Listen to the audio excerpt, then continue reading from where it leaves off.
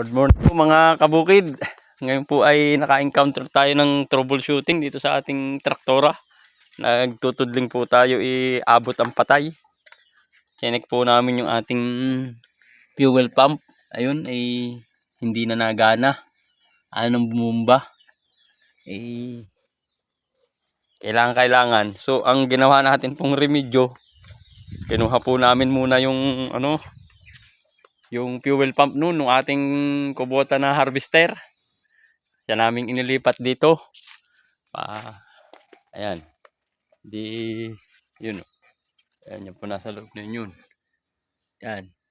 Ito po yan. Ito po yan. Kinuha po natin yung sa Kubota at pinalit. Dahil kanina po abot ang patay. Hindi po agad mapa-start. Ngayon po nung mapalitan. Nung pong napalitan natin. Yan. One click na po uli.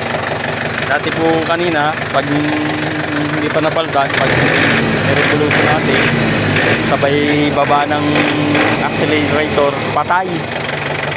Mamatay po yung makina. Ngayon nung napalitan natin yan, okay na.